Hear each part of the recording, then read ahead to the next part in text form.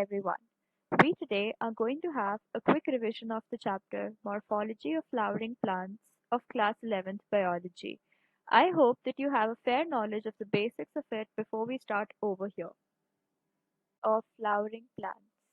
First, we'll discuss what is the meaning of morphology.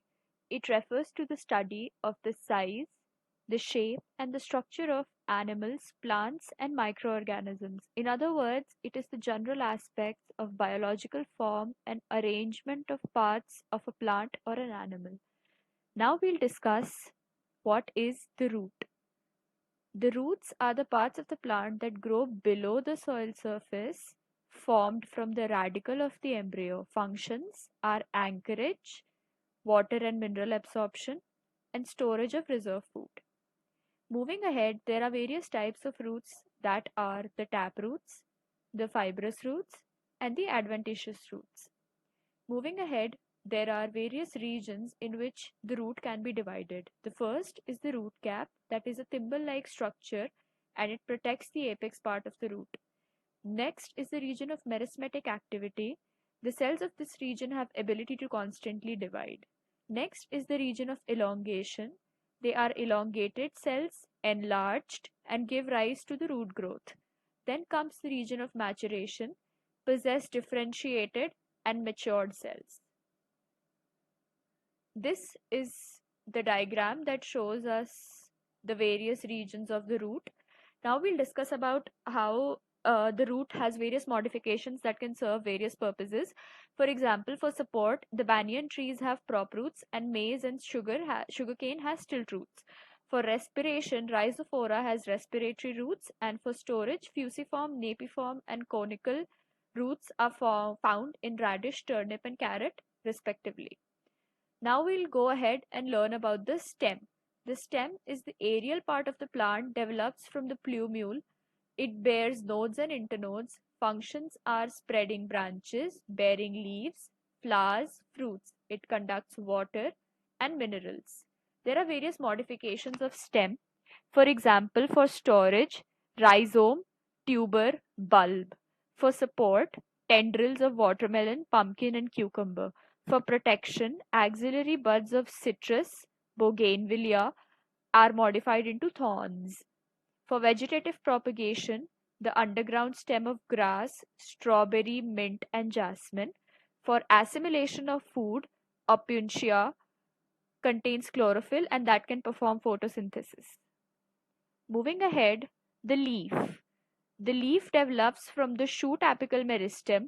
It is flattened green structure that manufacture food by photosynthesis.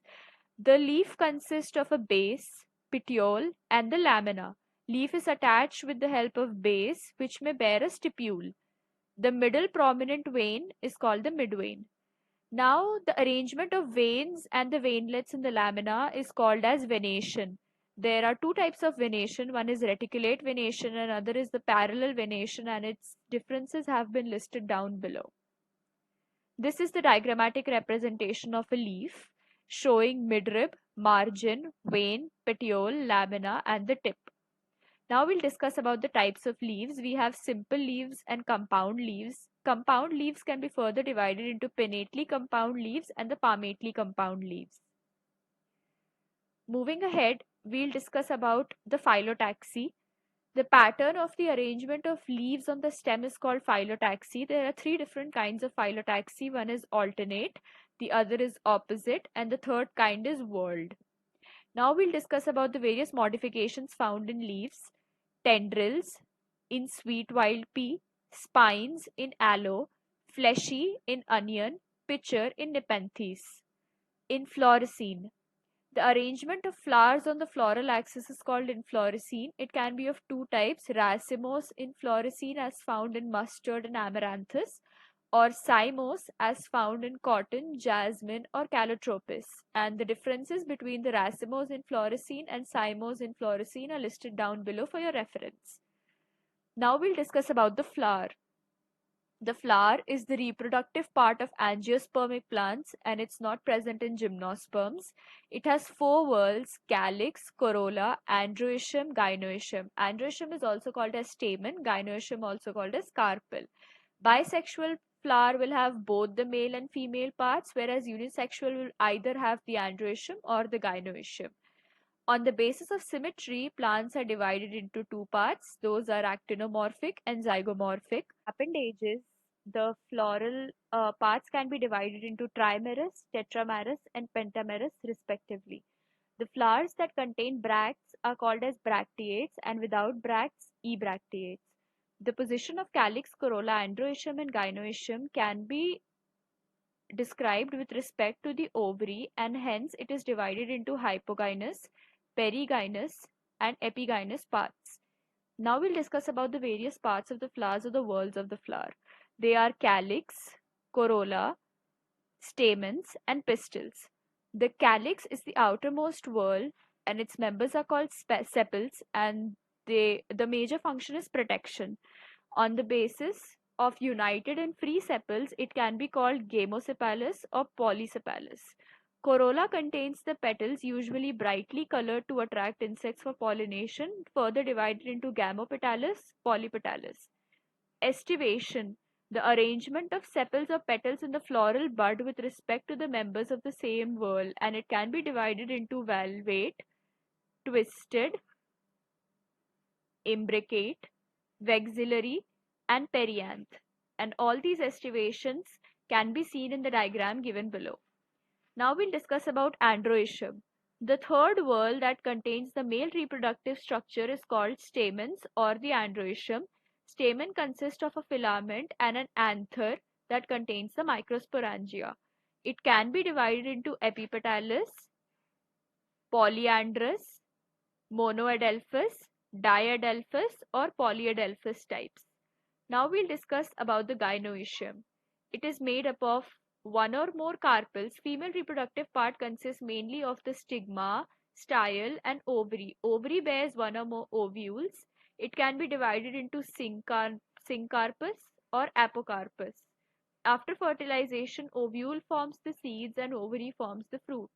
On the basis of the placentation, that is the arrangement of ovules in the ovary, it can be divided into marginal, axial, parietal, precentral, and basal parts. Now we'll discuss about the fruit. After fertilization, the ovary develops into the fruit. Parthenocarpic fruits are formed from ovary without fertilization. The fruit is divided into pericarp and the seed.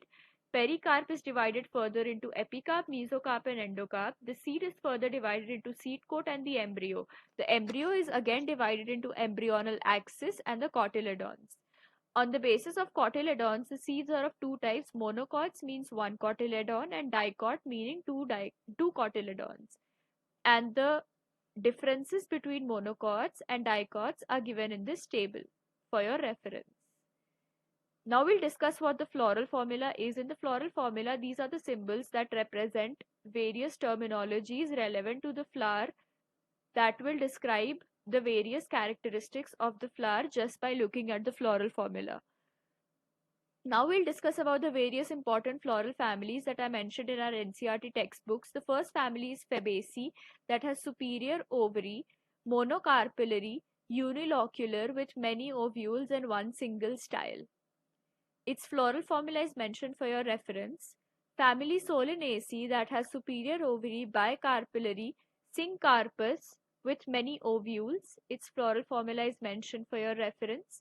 Family Liliaceae, that has superior ovary, tricarpellary, syncarpous, trilocular with axial placentation, and its floral formula is given for your reference. Completed the chapter, let me also take a moment to introduce you to MissionEd. It is an online tutoring and mentoring service which connects you to Tier 1 college students of IIT, NITs, AIMS, etc., from which you can ask any kind of doubts which you may have with regards to your competitive or board examinations. The fee starts from a menial 1,000 rupees per subject per month, where you get the set services along with AI-based feedback as well. You can reach out to them at the following email address that is mentioned on screen for any queries. That marks the end of our session. Hope that it was good. Make sure that you like the video and subscribe to our channel for further updates. Thank you.